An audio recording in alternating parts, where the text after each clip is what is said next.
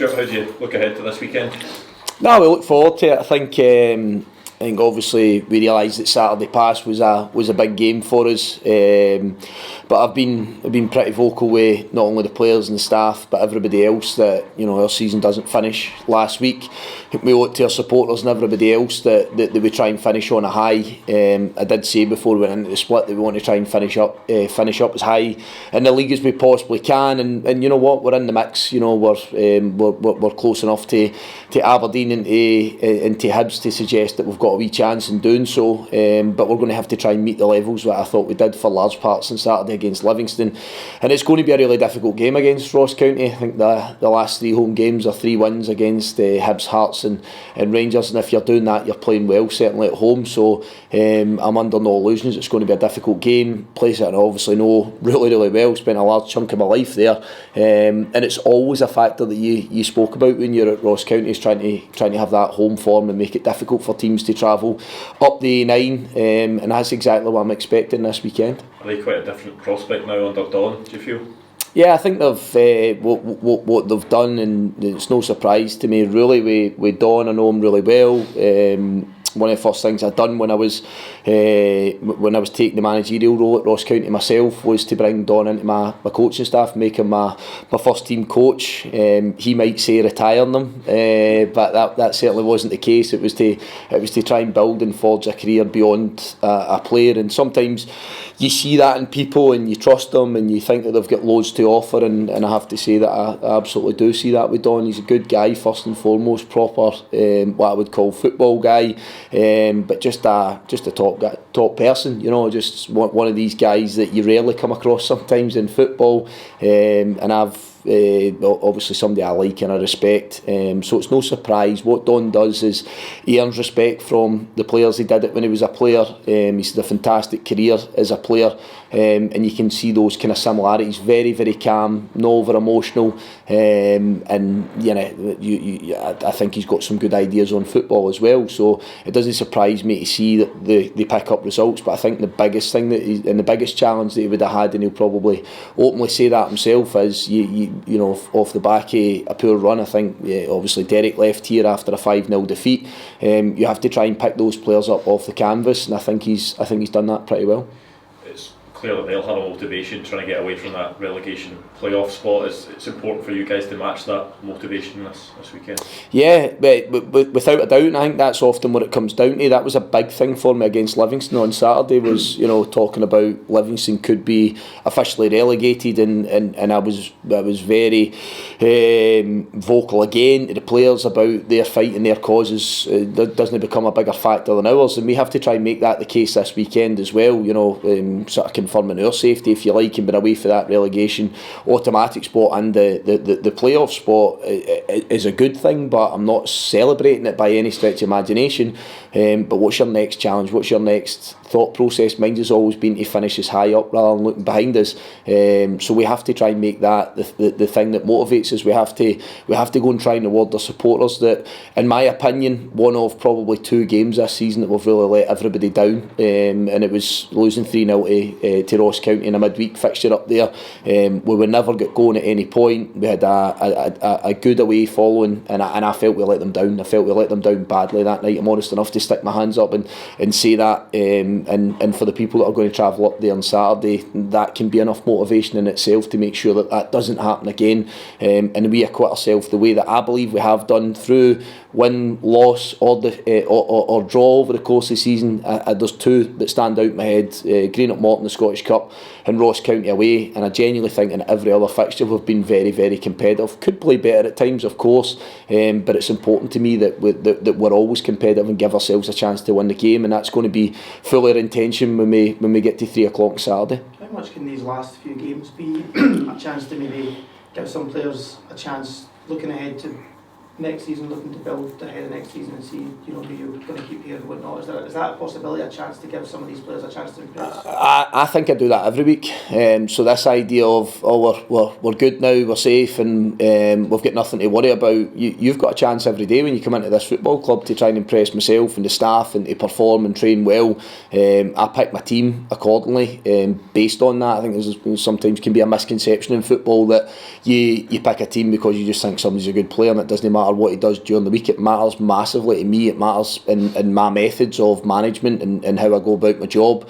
So that doesn't change. So whether that's young or old within our group, young or older, it sounds as if I'm writing people off by saying old, but young or older, you've always got a chance. And you're talking about me giving people opportunities. I think I do that on a daily basis. I think we've done it with some young players here from our own academy. I think we've done it by helping and developing some players that have come in on loan. So that mindset doesn't change, but there's still the same thing here. It doesn't become a carnival and it doesn't become a testimonial where I start chopping and changing for people that I don't feel are at the level of somebody else at this minute in time to start the game. That's not how it works. That's not how it's ever going to work. I have to have a belief that the person I'm putting on the park is the person that's going to do all the things that I've just said about there, to try and reward the fans for the travel and the support that we've had all season, and also to try and allow us to finish as high up in the league as possible. You know, you don't just get a free pass on that one, so nothing changes in my mindset, but in terms of what we do, team selection, all the rest of it, for me that's always been based on earning the right, and that's exactly what it will be again this weekend. How much have you looked towards next season already, or even just the summer, just in your mind look towards players or staying or whatnot, or anyone have a contract or whatnot? Most of the season. I've been doing it for a long time,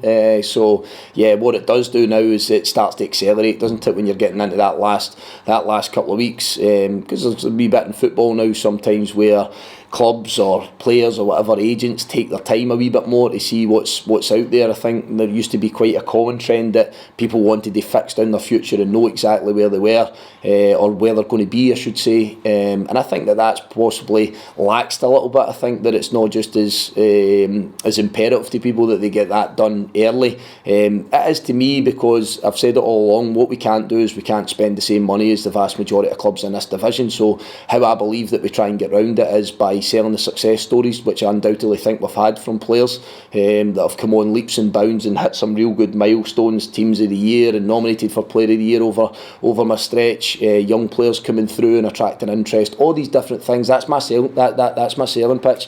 I think a lot of people might give you that one in theory. I think I can actually show you umpteen examples of that, which I'm really proud of as a football club, not just for me personally but for the football club. So that is my sales pitch. That's what I work towards every single day, and it depends what you want. Do you want money or do you want the opportunity and the platform to try and kick forward in your career?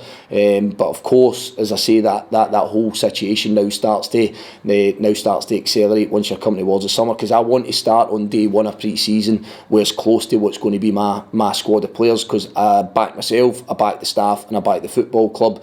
If we can get that number in as early as possible, we'll do a pre-season trip to Holland, we'll do a lot of things that we've done previously last summer, and we'll try and build a game model of how we want to play, same as what we've done this season. I'm sure you guys hopefully will acknowledge that there's a clear way that we try and play, and that we don't just rip that up and change it every week and start selecting different players in completely different shapes. We'll work exceptionally hard towards what I want the team to look like, but if I can do that as early as possible, that'll give us a chance beyond money and finances to be the best version that we can possibly be. What's the latest with Liam Kelly? There's talk of him potentially being interested from Celtic. What's your understanding of where you sit with his contract offer? No, you possibly get a wee bit more information than what I have. That's certainly nothing that I've spoken to Liam about. I do generally speak to him on a daily basis. I've trusted Liam, and rightfully so. You look at his performances, you look at the numbers he bashes out every season, you look at his availability, all these different things, his leadership that has to go in there, how good a goalkeeper he is, not just with his feet but with his hands as well. I think he's top draw. So what wouldn't surprise me as a goalkeeper of his stature and his standing attracting interest, But again, Liam would be somebody that I would love to keep at the football club. I would like to retain him. But again, there's a number of factors that come into that. Could hopefully be a big summer for him potentially as well. And we obviously need to wait and see how that goes. But no, certainly interest from other clubs isn't something that's been on the agenda with us. Have those talks taken place with him about potentially staying here, or is that something you're going to have to wait a bit on? Yeah, listen, I've spoken to a large number of players about the situation moving forward. I've tried to be as active as I possibly can be in the timescales. I'm the type of person that as soon as I get I have an opportunity to speak to a player or to give an exact outcome of a situation, I tend to jump out my seat and go and make sure that it happens. That's always the way I've been. I'll not sit and stew on it for a week and hide for a conversation and not want to speak to a player because I think it might be an awkward situation. So without disclosing all those conversations, I feel that I'm well on top of that. And yes, probably in my very nature, I would like that to always happen a bit sooner than what it does do. But I'm as on top of that as I possibly can be at this stage. Is that the thing that you can sort of offer Liam here? You talk about sometimes the balance between that opportunity and then potentially money elsewhere, but he's seen the platform he can get here, and you've got that to continue to offer him if he would want to stay here. Yeah, but you know what, understand that people have got other, people at different stages of their career. Sometimes money can be a thing, and try to support families and get as much out the game as you possibly can, not just on the pitch but financially. But I say that to you guys as well. If somebody offers you double what you're getting to do the role that you're doing, every single one of us would have to take that into consideration. I think sometimes we cast that aspersion at football players as if they're the only ones that do it. It's not. It's a thing. It's a way of life. But all I can keep saying is that not only can I offer Liam that, he's lived that for well over a year now with myself and the rest of the group in the football club, and before that as well. He's a guy that you associate with Motherwell at this stage because you watch him playing every single week, you watch him putting himself out there every week, so he knows it inside out. He's bought into everything that I've tried to do at the football club, and he's led it in the dressing room as well. I have to say that, as good as I've ever come across in terms of that captaincy, because I think sometimes people just imagine that you stand on a football pitch and you scream and shout, but I'll not give you every single detail again, but if you see how he manages a dressing room and you see how he brings a group of players together, it's something pretty special to see, if I'm being honest with you, in this day and age where phones are a factor and egos can be massive and everybody's own hidden agenda. What you'll see in that dressing room, and I think speaks volumes for us through a real tough stretch of games, that everyone stayed together and we all stayed by each other and we all stuck by each other. And I think it's no coincidence that I believe Liam, with that sort of power group that I feel that I've got at this football club, they've absolutely led that in the dressing room, which is so important to me. Stuart, so can I just ask you about Sam Nicholson? He's obviously scored a world-class goal last week. He's maybe not had the game time that you'd maybe wanted. I know he was coming back from an operation, but is this maybe a good chance for him in the last 3 games, or certainly the weekend, maybe to show what he's all about? Yeah, no, fair comment. We knew Sam's a good player. I think you guys would all have known he was a good player before he arrived here at Motherwell as well. He's shown that in Scottish football and beyond before.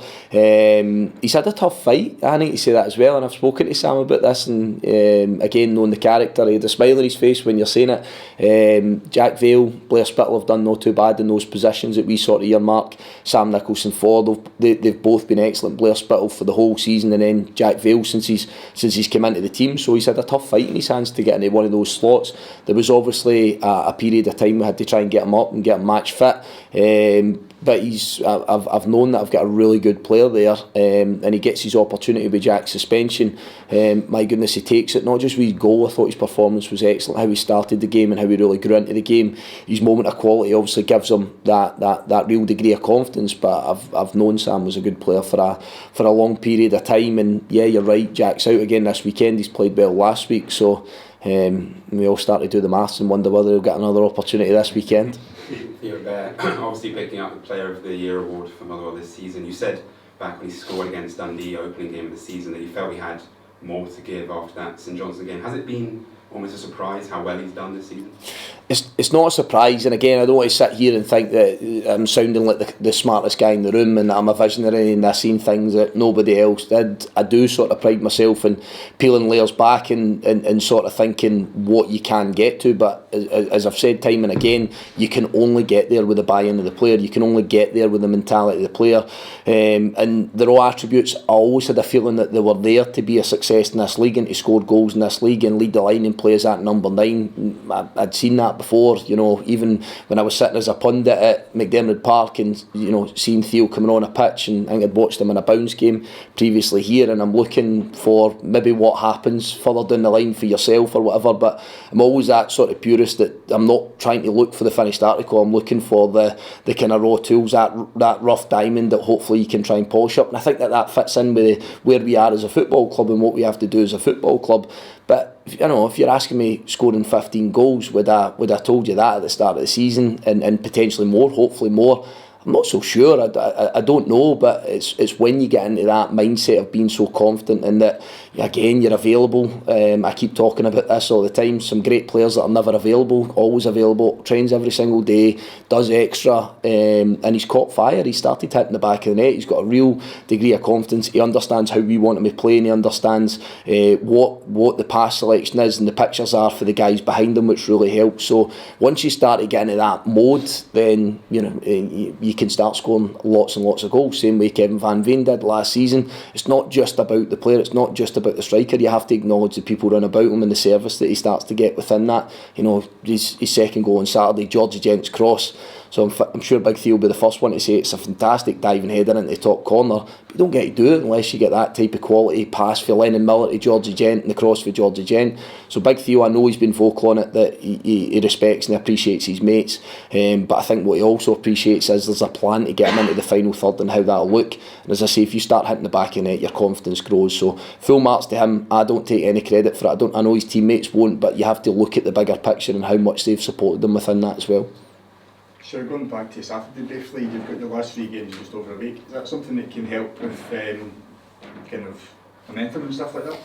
Yeah, it is what it is. I've said this all along. I've been asked the question. We've got 3 games in a week. We've always dealt with it. We've always pitched ourselves out there to make sure we're ready. And the first one we've got to try and take care of is Ross County. The 2 after that will come given time. But we know we're working towards that 3 games in a week, which is quite normal for a lot of clubs, especially down south. Something I always enjoy at this stage of the season, having that midweek game in there as well. Quite clearly cuts down the training sessions that are in there. But no, for me it's something to look forward to. But difficult games, 2 away from home, 1 at home, but we really need to focus on the first one to make sure that we give that 100% attention and give ourselves a chance to try and win it. How's your squad for Saturday? Anybody coming back? Much the same. No, we're much the same as we were last week. You know, we're a week further down the line with the likes of Adam Devine. Harry Payton's had another week of training. So yeah, there's a few guys that are still available, but they've had an extra week's work in them, and I think they'll be better for it as well.